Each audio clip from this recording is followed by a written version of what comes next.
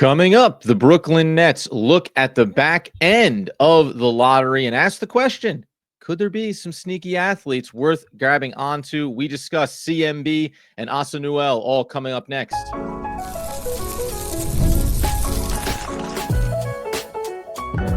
You are Locked On Nets, your daily Brooklyn Nets podcast. Part of the Locked On Podcast Network, your team every day.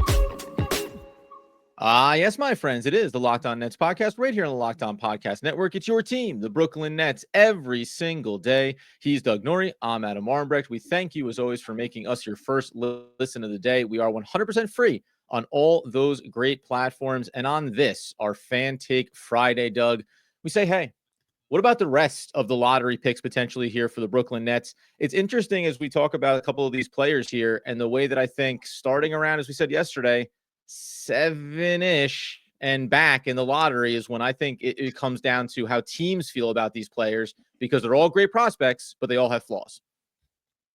Yeah. Oh man, please don't let them draft 7th. Like it's just going to be, it will be a whole entire summer or part of the summer of just debate. And it's going to be endless. We'll get into CM. We'll get into Collin Murray-Boyles here in a second and Asa Newell. But like I will say, this is the part of the draft where we will be in for a lifetime of woulda, unless the guy absolutely hits, we'll be in for a lifetime of like woulda, coulda, shoulda, because I'm telling you right now, whoever the guys behind him are going to hit. Like guys in the 8, 9, 10, 11, 12 range are just there's just going to be guys here that hit. There's just too many good players in this draft. And like some of these dudes are going to hit. And the worst thing you can do is be at odds with what you should have done. And I do feel like starting at probably, for me, it's probably starting at like 6 on where I get like it gets really shaky, but like you can see extreme upside. So I don't know. We'll talk about these guys here, but I'm like the lottery polls on Monday the 12th. I'm just like, just for everyone's sanity, have this landed. Forget the talent. Like obviously that goes without saying. That like the talent is the talent. Just for Nets fans' sanity. These other fan bases, they can live with figuring it out at 7. That's right. The Nets fan base has been through too much. They've been through too much. We just need clarity. So anyway, I'm going too long and we're not talking about the players, but I'm like dreading the discourse if they're in the 6, 7, 8 range or something like that. Well, the real question is here too, as we'll talk about these guys, but the real question is, do you want to hear the fan base bemoan the organization if they end up landing in say 10 or something, right? If they really fall the wrong direction when it comes to where they could land, as opposed, hey, we want to be top 4. We want to spike it. We didn't get there. Would you rather be 10th or would you rather be 7th? And it's, maybe you make the case like, listen, talk about how rough the organization is and the mistakes that they made and why you ended up in that spot. But at least at 10, you'd say, hey, aren't we? Oh, look how lucky we are. We still got player X, right? This player falls to you as opposed to having 3, 4, 5, 6 guys to choose from and then being judged on whether or not it was right or wrong. Okay. That being the case. We talk about Collin Murray-Boyles. You brought him up yesterday at the back end of the show, talking about a player that you really want to get into here. He is enticing from a 6'7", 231 pounds, and a very, tweener body type, fine, but a very interesting set of skill sets and draws some playoff comparisons with guys like Draymond Green that if you want to dream on what a player could become, he probably has a really interesting baseline skill set. Now it's about the shot. Get the shot. All of a sudden, everything else becomes that much more impressive on this player. These are just the kind of guys so this is just the kind of guy that I'm talking about because I've seen this guy mocked from people I trust as like high as 4 or 5 and then down to like 13 or 14. And it really comes down to what you value at this point in the NBA. And I think there's like competing things that are happening in the NBA here. I think on the one hand, there are clearly things that you just like need to have, like size, strength, all this stuff.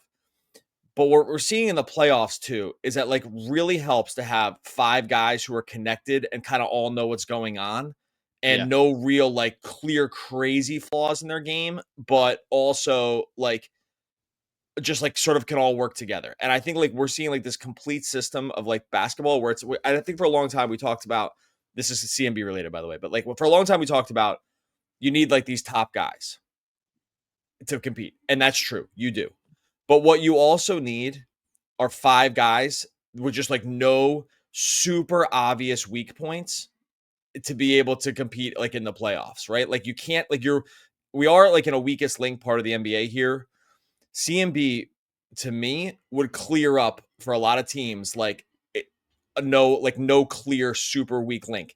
There are problems, like he's not huge, and we had the 3-point shot has to come around, but he does a lot of things well.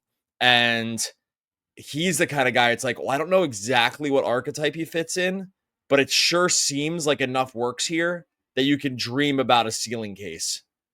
And you mentioned Draymond Green. I was like, does he have, if he can get to the outside, does he have like Julius Randle in him? Like he's got like real up, and now people are like, well, Julius Randle, but like we're talking, 6th, 7th, 8th pick in the draft here. Like you would love to have Julius Randle, like at that point in the draft. But yeah, so, by the way, yeah, you throw out a name like that, you throw out we throw out these comparisons. Julius Randle, it's so funny, right? Once you're in the NBA, and then once you're on a certain type of team, and once there's certain expectations, you start to talk about Julius Randle. I feel like he gets dragged to whatever extent around his game. You go, you'd love to. The Brooklyn Nets would love to have a Julius Randle on their roster for a decade and be like, great, we have a Julius Randle. That's amazing. And the other parts of his game, as you mentioned there, the 3-point shooting, listen, it has to, come around. It has to show up. Now, he didn't shoot it at all his freshman year. Sophomore year, he took 1 3 a game, shot at 26, almost 27%. So there's something there in the fact that it went from nothing to something, and you can project a little bit forward. Free throw shooting improved, and he got to the line a lot, 6 attempts per game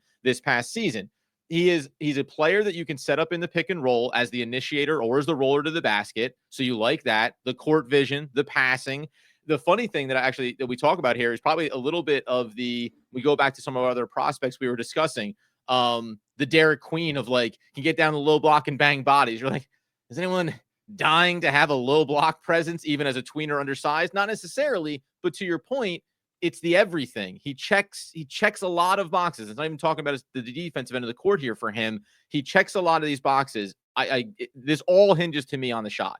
If he shows any amount of shooting touch and range early in his NBA career, then you've got this warm little pocket of Draymond Green, maybe a little Julius Randle in him, whatever it is, and that becomes a player that never has to come off the court.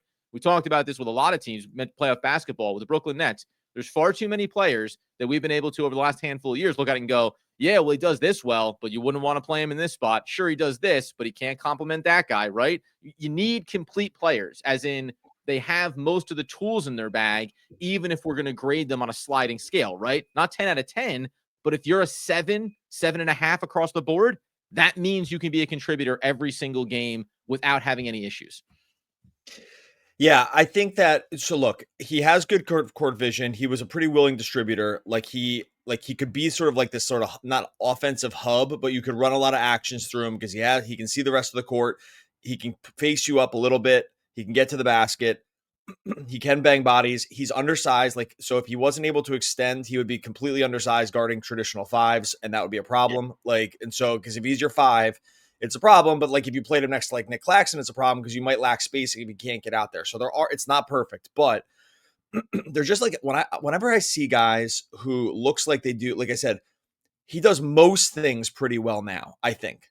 Without the shot, and you're like, okay, well, except for that, Miss Lincoln, like, how was the play? Like, so it's like, I get that there's like this other big, I get that there's like this other big thing, sort of like elephant in the room, but I think it can come around. The mechanics looked okay to me. I think that like the attempts weren't there. They did not run a style that was ever going to put him at the 3-point line anyway, right? So like they were just not running they weren't running a game that even if they wanted to was going to incentivize him to kind of kick out. Like he only, took 34 threes total over the 34 games. Excuse me, only made 9 of them.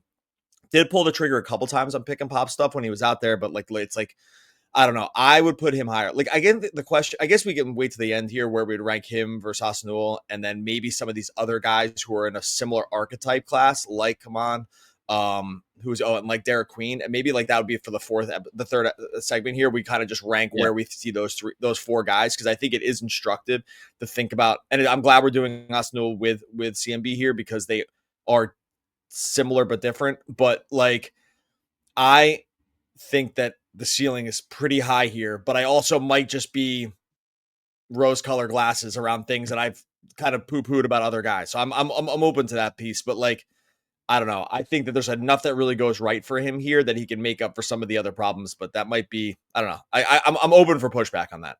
Well, I think really, because I would say probably, well, I'll talk about here in a second, right? Coming up on the other side, not only we're going to talk about Asa Newell, but what is the pushback here if you're picking at 8, 9 in that range? Is someone like CMB or Newell, can you justify that pick there versus other options we may talk about? Is this rose-colored glasses for the sake of not spiking the lottery and picking in the top 4? We'll do that here in just one moment. All right, before we get to that, tell you about our friends over at DoorDash. NBA fans, you know what time it is. Playoff season. It means big performances, even bigger rewards. DoorDash is bringing the heat with a slam dunk deal for Dash Pass members during the 2025 NBA playoffs. It's the they swoosh you score anytime a player drops 50 or more points in a playoff game. Oh my goodness, it's going to be we're reaching lofty heights. We can get there. Dash Pass members score a free three-piece crispy tenders combo for Wingstop the very next day. Just place an order of $20 or more. Use the code WINGSTOP50 at checkout. Combo is yours, crispy, delicious, totally free. Offer valid noon to midnight the day after the game. The terms are going to apply to that. So here's the play. Sign up for Dash Pass, unlock this and more exclusive deals all season long. When any player scores 50 plus in a playoff game, Dash Pass members can grab a free three-piece crispy tenders combo from Wingstop the next day. The $20 order, $20 plus order and code WINGSTOP50. That's Dash Pass your door to more savings, more flavor, and more ways to win. Terms apply. All right, as we continue today's Locked On Nets podcast episode, apropos of nothing, man. Sometimes when I swoosh, you swoosh, we all swoosh together, and I think that's just important that we remember those kind of things when we're talking about debating players, right? It's really hard, and sometimes you just have to make sure that you're banded together like a fan base that just wants more talent on their roster. Before we get into Asa on CMB and these discussions overall, it does matter, and I think you and I like to contextualize it this way. Well, if you're picking at 9 or 8, right, then it feels different. Right? If you're picking at 4, it feels different. We're judging the player based on where you're going to be picking in the draft. I don't know what kind of conversation we'd be having about CMB if we said, hey, it looks like he's being thrown into the top 4 conversation around Ace Bailey and around Dylan Harper. You'd be like, okay, well, then I'll rank them a little bit differently here. But we are entering the lottery phase where it is about, and you talked about this yesterday, taking the swings. And he comes, CMB, pretty darn close to saying, okay, this is probably that nice big swing where if we land, we land. Oddly enough, in Asa Newell, same kind of thing here. Like, there's a lot to like about his game, and it's really just about whether or not it gets over that next hump. There are low-level comparisons at 6'11", 220 to a guy that's already on the Nets roster in Nicholas Claxton. I think there's already some proof in the pudding around the shot-making ability for Newell. But what do you like about his game when we talk about another thin-framed player that looks like maybe he can bulk up at the NBA level? I like that he is like decently comfortable with the ball in his hands. I like that he'll face up. I like that he was willing-ish to shoot like almost 3 3-pointers a game this year. I mean, didn't only 30%, but it's something like 2.7 attempts per game.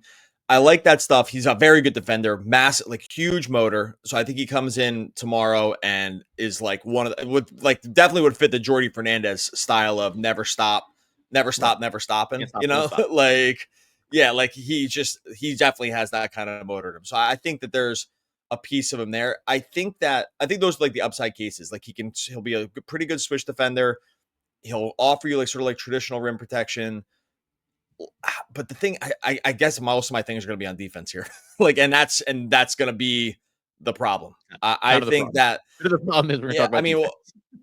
Yeah, it's just mostly defense. And I know he has these other numbers that kind of stand out different to CMB. I think the difference to me is, if I'm just comparing the two, is that, yeah, there was like a willingness to do it more. It's like so much harder for me to see it happening for him at the next level because I don't think it's like, whereas like Collin Murray-Boyles, like I think there's going to be some like shot creation in his bag. There's going to be some like athleticism where he can just like take on smaller defenders. There's going to be like a part where he can be like the middle of an offense. I actually don't see that with Asa Newell at all. Like, I don't think that it's going to be this like sort of traditional center, and that's kind of it. And I just can't get excited. Waiting on like, hey, is the size, is he going to fill out enough to justify it, right? If you don't have the other requisite skill sets. To me, like that's the biggest concern with guys like this. I just don't see like enough happening offensively, even though he did a couple of these other things. Like, I know he did a couple of these other things at a slightly higher volume. Honestly, I'm kind of like, well, it's almost like I'll take like the CMB's assist numbers over Asa Newell's 3-point numbers, if that makes sense. Like, yeah, no, I because don't I'm know. like, It okay, does, like, right? Because by the percentages, like you're debating it because it's not. You're not talking about 35% shooter, right? Sub 33-point shooter, and you're dreaming on spacing the floor that way. And then someone with a bit of size and physicality that can also help set the table for others, right? and maybe I'm just like falling victim because the tape looks so much better. Like, just because it's just like more active with the ball in his hands and taking more defenders off the dribble and doing all this stuff. And I'm like not accounting correctly for like the 3-inch height difference, and which is going to be really meaningful. I will say, I think like Asa Newell's floor is considerably higher than Collin Murray-Boyles. I think. But the ceiling is considerably lower. And if we're talking about like where the Nets are in the draft and we're thinking about like ceiling cases, I think the ceiling case for CMB is just higher. And Asa Newell, it just doesn't pop enough for me, even though some of the stuff is good. Like, I mean, is he gonna be like facing up defenders like in the NBA? Like, no, he's just not going to be doing that. Like, he's not going to be able to put the ball on the deck at all. He's going to go left. Nothing's going to work. Like the finishing, well, it didn't look like super polished near the rim, even with his like dominant hand. So overall, this is a guy I would rank much lower. I know on like some boards he's coming into this like 10 to 13 range. I probably would put him like in the later teens, and I just don't. I'm just not. There's just not enough juice. Now I don't think the Nets are going to draft in this spot, so it's just going to be like this is always a weird spot because I know like we're talking top 10 and the Nets like really can't get the 10, but the overall, let me put it this way. If I saw his name climb here into the top 10 and the Nets were considering him at like 8, I would be concerned. I'll put it that way. Because I just don't think he'd be that kind of guy. At so this is an interesting case. Chance to land at the 10th overall pick. You know, this might end up being right where the Nets end. But here's what's lottery. So a couple of things. It's a lottery. It's lottery, baby. Anything can happen. That's why it doesn't matter. Lottery, baby. A few things here. One, I think you're right on. So the range, because I think that Asa Newell will go. He's been a guy that is just inside that top 10. 100% is going to be a lottery pick, at least by all accounts. That's what it looks like. When it comes to CMB, I agree with you. Like, I think if you were resetting the board, I probably would put him maybe above Newell, but his range has been a lot wider in terms of outcome. And I wouldn't be surprised if CMB ends up being more of like the edge of lottery and then back towards the later teens, not based on how I think about him. We have some other prospects we'll talk about going into next week, but that just seems to be it, right? Because this long, lean player in Newell is something that the NBA really covets, especially if that shot does come around. Here's something else interesting real quick. I got to let you know that Asa Newell, okay, you tell me which player that you want to have on your roster. Because on Tankathon, we've got a 6'10", 205-pound player out of Georgia listed as a power forward. All listed pretty much power forward here. Pure forward at 6'11", 220 if you go over to sportsreference.com. And then by the Ringers account, though, he's only 6'9", $195. So we got a lot of issues here in terms of a couple of inches and 30-pound range in terms of where Asa Newell lives as a prospect. And I think, listen, like, he's not Nicholas Claxton, but also a really good defender that has all this ability. He can do the putback work around the basket off of misses on the offensive end. It's all cool. But maybe that's where I'm trigger shy on going after a player like this when I've seen the mold come through Brooklyn, at least in different iterations, and not work out. The Noah Clowney version, well, hey, guess what? That thing's come around because the outside shot is there, and you're going to put him at the power forward and love it.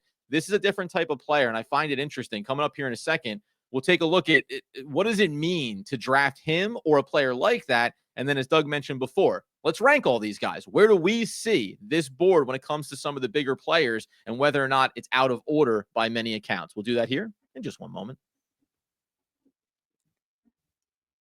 All right, before we get to that, I'll tell you about our friends over at Amazon Fire TV. Do you know your Fire TV is also an Xbox? Turn any TV into your gaming and entertainment hub with Fire TV Stick 4K devices. No console required. Just grab your pair controller. Subscribers sign into Xbox Game Pass Ultimate with EA Play included. You're ready to play. Dive into hundreds of premium titles. EA Sports College Football 25, Call of Duty Black Ops 6, Avowed.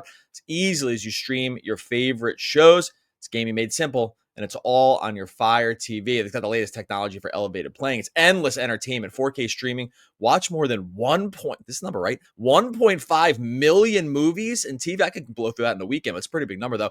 From your favorite subscribe services, Netflix, Prime Video, Disney Plus, Max, and more. head on over to Amazon.com/Fire TV Locked On to get started. Xbox Game Pass Ultimate subscription and compatible controller required. Available on select devices, including Fire TV Stick 4K second generation, Fire TV Stick 4K Max first and second generation, and Fire TV Cube third generation. That's Amazon.com/Fire TV Locked On. All right.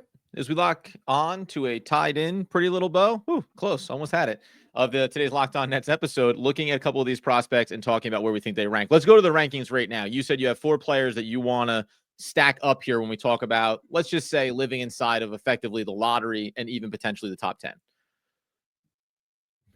Yeah, I mean, I'll just talk about like bigs here. We'll call them bigs because I think like CMB probably is like projects more as a power forward, but it makes it problematic because of the shooting. So, I think the guys here are Kaman Maliwach, Derek Queen, CMB, Asa Newell, and I mean, is there anyone else we didn't talk about? Is there another center here? I don't think that's it. I mean, I'm not counting Cooper Flag. I think those are the 4. Right? Those are the 4 that are like power forward / center archetypes that are heading into this thing. And I guess maybe if you go down, you got like Behringer or something like that. I don't know, Danny Wolf, but I think those guys are probably lower. Behringer might not be, but Danny Wolf, overall, that'll be a fun talk for next week. By the way, the others with 3 other picks in the first round. This actually probably ties into this, how we feel about these 4 guys, and then the options you have as you move back in the first round. But go ahead. Among that group, I probably would rank this now. Kaman number 1, I think I'm just going Kaman. I've gone back and forth on this. I saw him hit 14 straight threes in an open gym yesterday, so he bounced all the way up the board. That got shared, and I was like, game on. We're good. Problem solved. Open gym, standing in place with no one coming at you. 14 straight threes. Okay, he's up to 4 on my overall board, and that's how quick. Now I would go Kaman. I'd go Kaman. Of that group, I'd go Kaman. I would go CMB because I think I'm just dreaming a little bit. I would go Derek Queen, and then I would have a massive gap for Asa Newell. I think like he wouldn't even rank in like my top 15. I don't think. And maybe lower. I just don't see it. So does that sound right to you? Do you have like any pushback? I could be swayed to go other directions here. The more I think about it, I think Kaman has like the highest upside if like it kind of can all come around because he has the size already. And so I think that would go to that. I think that's kind of where I would rank them right now. Yeah, I tend to agree. I think the hard part in this conversation for Newell is like he's the scrawny one in the group, right? Like, I mean, like he's the outlier in this group in terms of having some bulk and having some physicality. Now, for CMB, the other side of it is like being undersized, right? So when you think about these comps, that's the part of it when you talk about.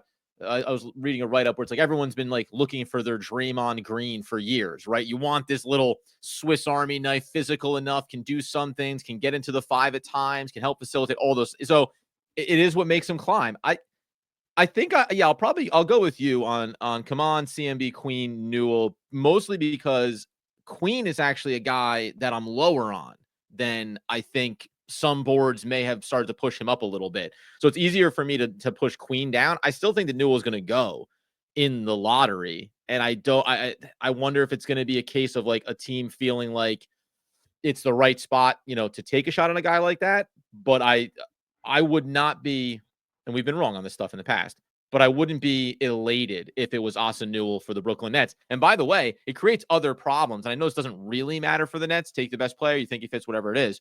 But when we talk about drafting Asa Newell, then look at the roster for the Brooklyn Nets. It's just like it becomes a hodgepodge. What are you going to move Nick Claxton? Great. I know a lot of people clamor for it, but just how you construct your team is a lot easier to look at other players, CMB maybe being the top one in that sense, that you can look at and say, yes, we can use and craft him into a lot of different iterations of this roster going forward. Yeah, I think like I don't have any pushback there. It's like I just kind of want versatility at this point. Yeah, no, I want versatility at this point. I start with size and like being able to move first. Then the next things I kind of want to see are, can you do like lots of different things, right? If you can do lots of different things, I think it makes up for some of this stuff, which is where I'm probably just. I will say one thing about CMB. He's the guy that if you reached for, gets you fired. But if you hit, you look like a genius. Yeah. Like I think that like if you reach for him, or let's say he was like aggregated at 10, and you take him at 5, that can get, like, maybe not Sean Marks because he probably never get fired, but like a real GM who has like actual, things that like seem like they would be markers about Yeah. whether or not you stay or go. Yeah. Yeah. Other situations, he'd be a guy that's like, well, it better really work out. Like, the floor case is so much lower. I think that that it kind of gets you fired. But I think the ceiling's like so high because if he turns into like, this Draymond light kind of dude, or Draymond, or Julius, like a combo Julius Randle, Draymond, or something like that, you're like, oh my God, we did it, right? Like, but it's just like the different the flip side to that version is like so much lower than some of these other guys. Cause like Queen, let's say, just wouldn't have the ultimate floor, but he might just be like traditional 5 and kind of like what you see is what you get. And that's kind of it. Right. And so like, I just think that's kind of where I land with these guys. It's a wishy-washy answer for sure, but yeah, it's just tough. Like, this is a really tough part of the draft. And I'll tell you right now too, before we get out the door here, like, so that effectively, not effectively, it is the number of players that we've talked about. That now makes 11 players that we've looked at. I think, if I have it right, maybe even 12. I think the only one we didn't talk about, who by Tankathon, Jase Richardson out of Michigan, obviously undersized, backcourt combo guard. We'll talk about him next week, certainly. And there's other guys as we move back.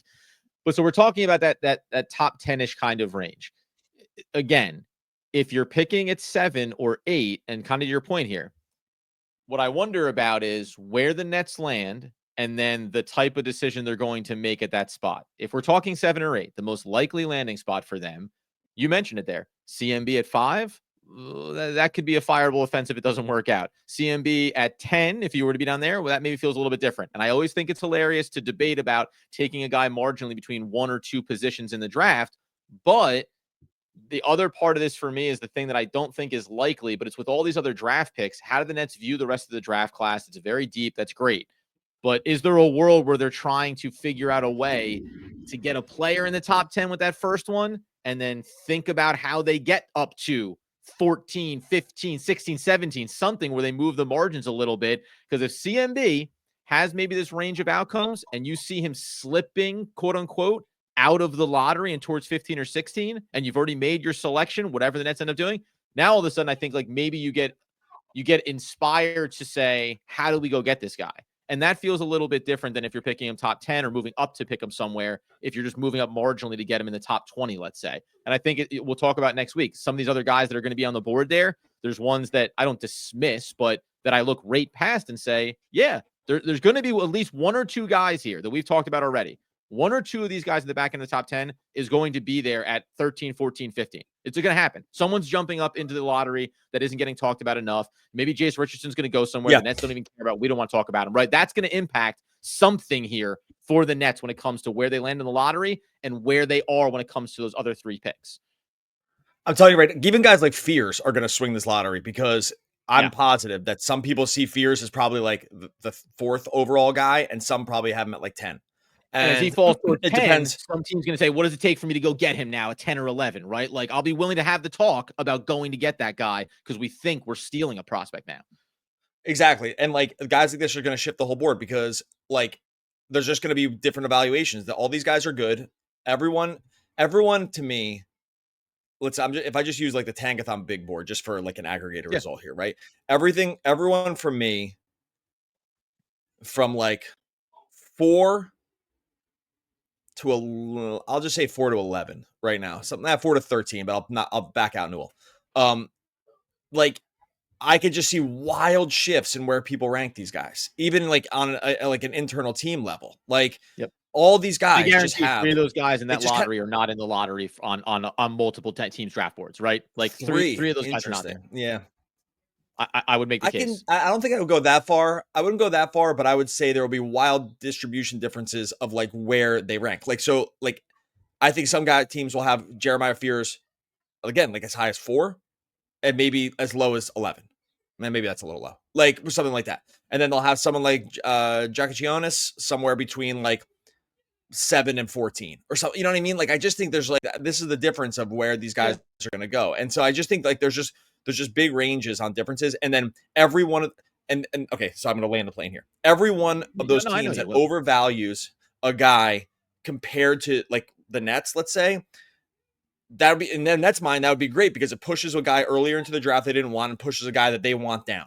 Right. Like, Yeah. and I think like that's like, and I think that's a scenario where you can, if you want to make the positive case where the Nets are, is that because the evaluations are going to differ wildly among these teams, you have to think that the Nets, just by the law of averages, will get someone that drops down to them because they'll evaluate someone differently. Is that, you know what I mean? So it's like, which is what makes sometimes like that, you know, that six spot really scary, because then you're drafting on like just like whatever it is you're doing. So anyway, I'm all over the place. We're gonna know by Monday where these guys draft. So well actually it'll be Tuesday's episode because the lottery is Monday night. So right, am I do that right? It's Monday or Sunday night? 9, 12. Monday night. Yeah, it's Monday night. Monday night yeah. we'll know where the Nets are going to be picking, and then after that, we can. I think next week we'll talk about, just before we get out the door here, is setting up our lottery. Let's rank all the guys we have there, right? And then we'll start talking about the rest of the draft. There's a lot to do here. Once we know where the Nets are picking, then we can really start to think about how you build this thing out and make it successful for the Brooklyn Nets going forward. Doug will now, after landing a very successful plane, get us out the door. All right, make sure you subscribe to Locked On Nets wherever you listen to podcasts. Make sure you like and subscribe. YouTube, Apple, iTunes, whatever that's called, and Spotify. Free for you. It really helps the Locked On Nets podcast. I'm me, and the me that's me is the me, and is always going to continue to be me, and that's always reaching and growing, and you know it. That is one RZA. Oh, one of the all-time great poets. We're back again next week talking more Brooklyn Nets basketball. Basketball, basketball, basketball, yeah.